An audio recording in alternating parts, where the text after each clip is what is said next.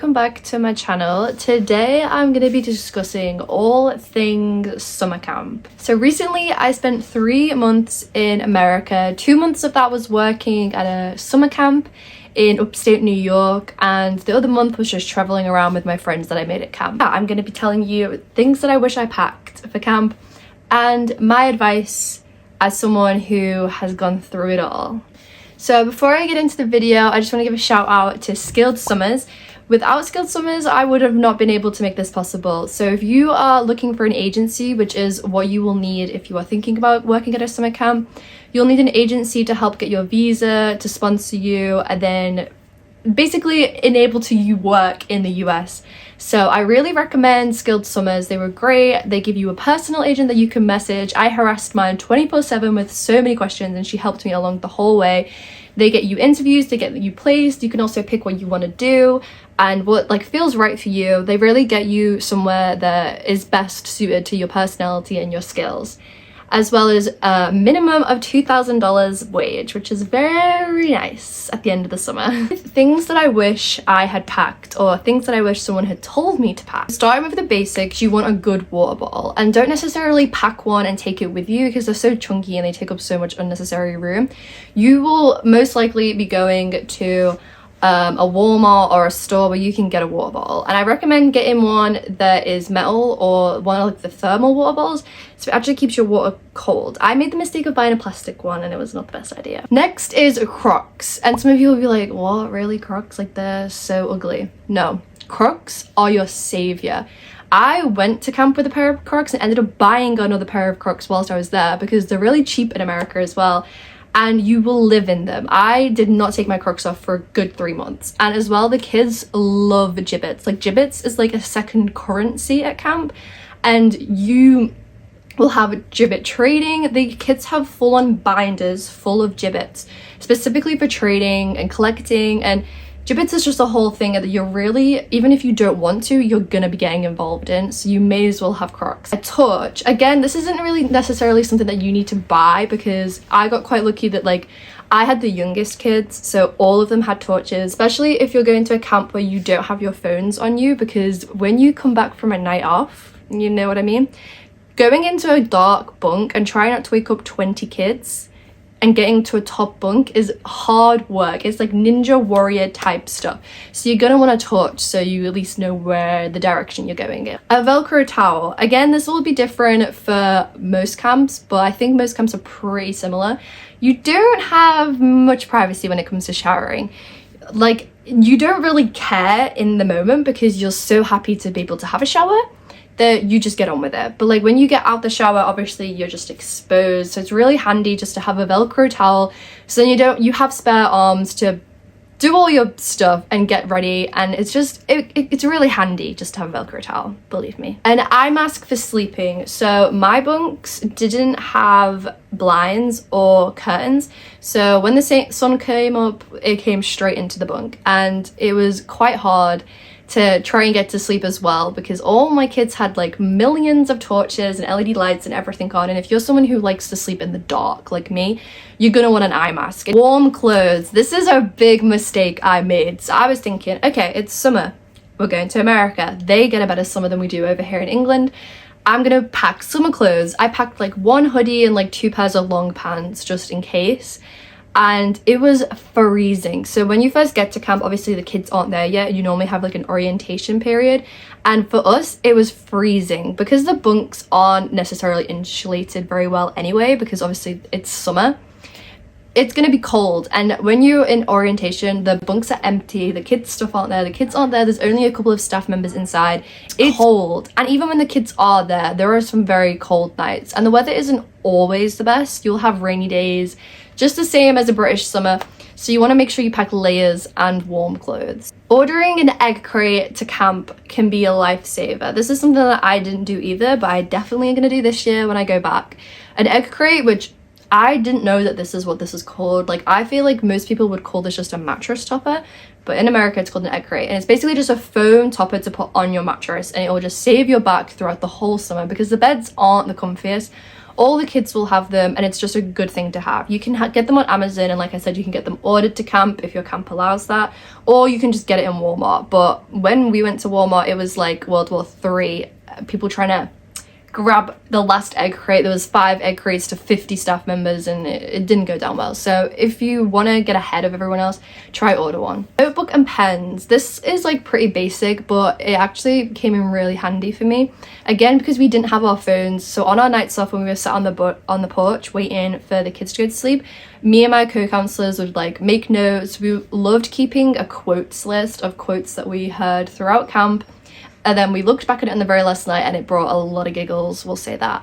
And yeah, and you just like, you can write diary entries, you can doodle. Like, a notebook and pen is just good to have anyway, and especially at camp. Lots of razors, tampons, sanitary towels, anything that you use, that kind of stuff, I'd stock up on, because you do get trips to like the mall and like Walmart and stuff, but you're not necessarily going like throughout the week. It's not more on your days off, which obviously are only once a week. So if you happen to like need something at the beginning of the week and you don't have it, obviously there's people around you that you can borrow off, but it was just a lot easier to stock up beforehand, if you know. Worry about packing shampoo and like shower gel and conditioner and all of that jazz, because it just takes up loads of room in your bag, and you can buy it when you get there. And also, if you like forget, worst case scenario, everyone just shared everything anyway. Maybe this is different for other people, but in my bunk, everyone shared everything, and the kids bring so much stuff. We had like 40 toothpastes, and we didn't even go through them all, because obviously all the staff bring toothpaste, all the kids bring about 6. So you can probably get away with not bringing toothpaste, because you will definitely have toothpaste there. There is plenty to go around, and the kids love sharing, so bonus. Lots of underwear and socks. This again is a mistake I made. So when you're at camp, for us, we had like a laundry service where every week you'd send off your stuff to get washed, and it'd come back like 2 days later, I think it was. And it doesn't necessarily all come back, especially like socks and stuff that are easily lost. I lost all my socks. I lost my bra. I lost my underwear. I lost it all, and I had to go and rebuy stuff. But like I said, you don't always have access to a shop, and you don't, sometimes on your days off when you have other plans, you don't want to have to make the effort to go to a shop. Like say if you're going to the lake or something, you're not going to be near a shop, so just bring lots and lots and lots of underwear. An extension lead. This was a great big brain idea moment I had before I came. So I brought an extension lead, and then I brought one US adapter, so then I only needed one adapter, but yeah, I could use multiple plugs, if that makes sense. And as well, in the bunks there is a very limited amount of sockets, and obviously kids get priority. So my kids brought alarm clocks, they brought like LED lights, they would charge their little MP3 players. So we only had one plug spare for all of the counselors, and thankfully I came to the rescue and I brought my extension lead. Then we could all charge our stuff at the same time. So yeah, bring an extension lead. Speaking of phones and that, obviously we didn't have our phones, but I would definitely recommend bringing a backup charger. Obviously you bring your normal charger, but bring a backup charger, because of the chaos of like where we stored our phones, and just of like obviously the chaos of camp anyway, so many of my chargers got broken or lost or like taken by accident. So I would have to go and replace them, and chargers are so expensive in America. Nobody tells you that, but they're so expensive. So definitely bring either multiple, or just make sure you keep yours really safe. And as well, I'd bring a power bank, because you always, maybe it was just me, I always forgot to charge my phone. So then I'd put it in the locker, and then when I'd finally get like my time off and I could use my phone, it'd be dead. So a power bank is a good thing to have as well, especially for days off as well. Okay, onto my advice. So obviously this is probably general advice for camps. I personally went to camps Chippewa and Silver Lake. I was on Chippewa's girls side, and anything that I talk about in this video is going to be obviously related to that camp. But I feel like from people that I've spoke to, all camps are pretty similar. They just have some different rules. Okay, this is my number one advice, because I am giving myself this advice going into camp this year. And it is, don't be afraid to talk to anybody, because by the end of camp, you are going to be friends with everyone. Even if you're not best buddies, you are going to have had a conversation with them at some point, or you're going to be forced to work with them, color war. You're going to be having to run relay races with them. So orientation it's a great period where the kids aren't there and all the staff are just getting to know each other. Just put yourself out there. Even if you're not the most confident person, just say hi to everyone. When you're walking past someone at camp, wave, say hi, introduce yourself. Just make friends with everyone, because I promise you, by the end of it, you are going to be friends with everyone anyway.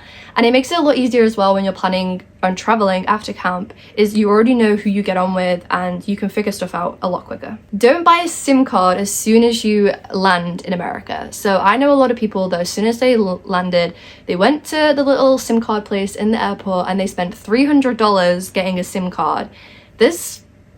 I just sat back and observed because I knew that that was not the good idea.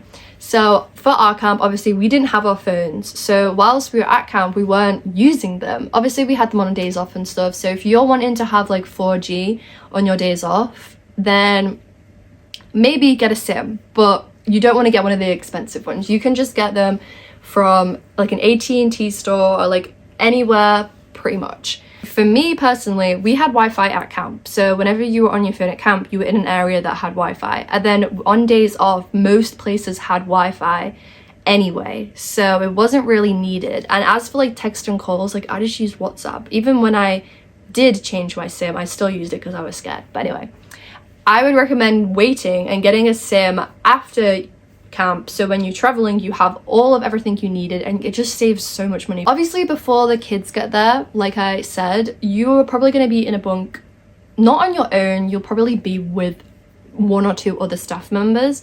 For me, on my side of the bunk, I was on my own for a bit until my co-counselors arrived, and it can get really lonely. That first night, you've landed, you've got to camp, it's a complete cultural shock. Like, it's insane.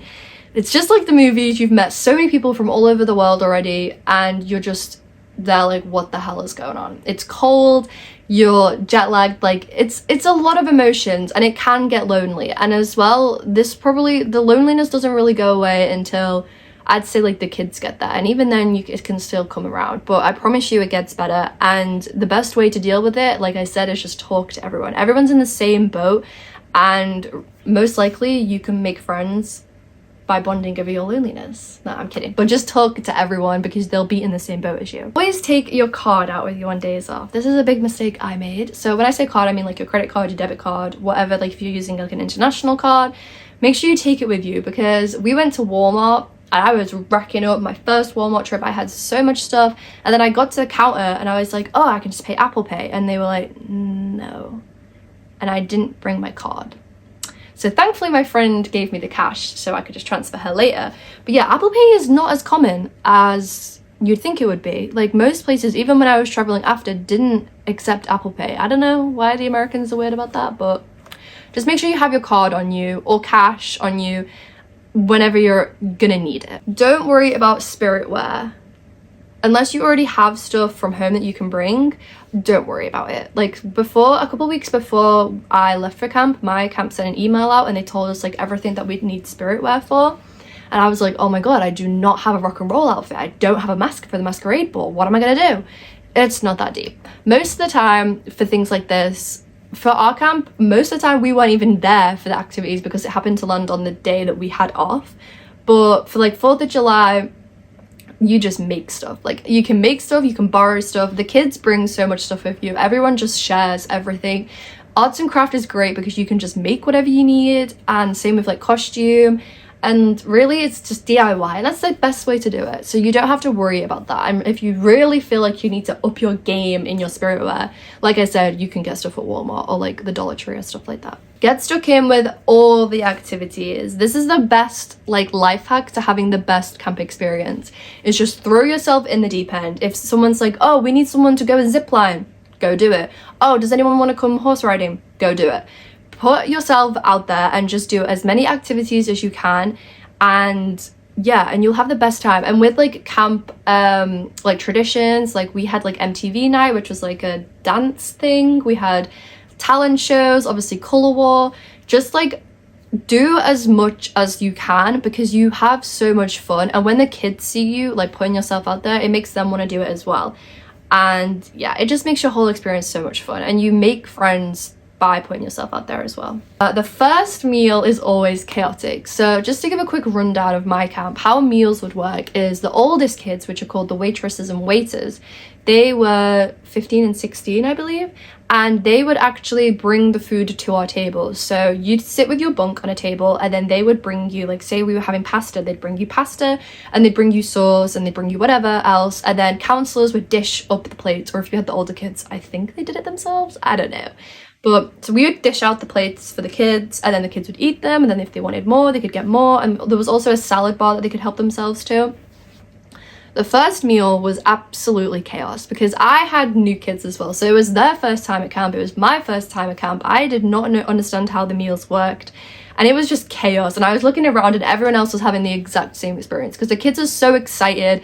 Like, everyone's hyped. Like, the dining hall's always chaos anyway. There's always dance parties and music and announcements and everything going on.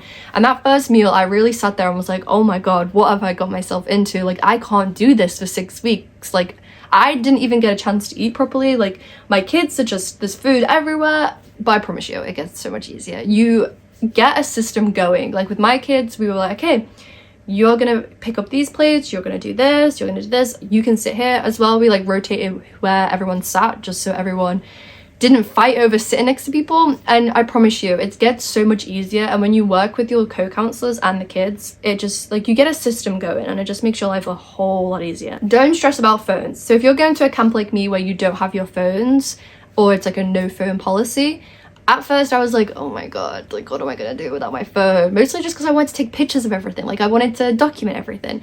But I promise you, it was the best thing ever. Like, you don't think about not having your phone, and it is literally like rehab. Like, it just feels so good not having your phone on you 24/7, like not waking up and checking your phone straight away. Instead, you wake up and you have actual conversations with people. Like, when we would eat, like, we'd all talk about our day, and it was great. And same for like days off. Like, you have your phone, but because everyone's so used to not having it, people aren't really on them that much. Like, we use them to take pictures and whatever, and like navigate where the hell we are. But apart from that, like, everyone, it was like going back in time. Like, people would send notes to each other. Like, it was great. I promise you, it's not as bad as it sounds. Like, actually not having a phone was the greatest thing that happened to all of us, and everyone agreed by the end of summer that, like, phones aren't all that. So that is all my advice. I would just say, whatever you go to camp expecting, it's probably going to be 10 times better, but also a massive surprise. Because, like, I went to camp thinking, oh my God, it's going to be like the Parent Trap, and it is. But you don't realize, like, when you get there, you're like, oh my God, like, I'm literally in a movie right now. And there's so much going on. There's so much to learn. But honestly, it'll be the best time ever. You just have to make sure you get stuck in, you are confident in yourself, and you'll have a great time. And I literally have told everyone that I have met since, do it. It is something that you have to do at least once in your life. Make sure you check out Skilled Summers if you're wanting to do something similar to this. Also check out my Instagram. I've posted so many pictures of me traveling, and I've also posted more YouTube videos of me traveling. There's still more to come. And same on TikTok, there's lots of camp videos on there if you're interested in that too. So yeah, thanks for watching.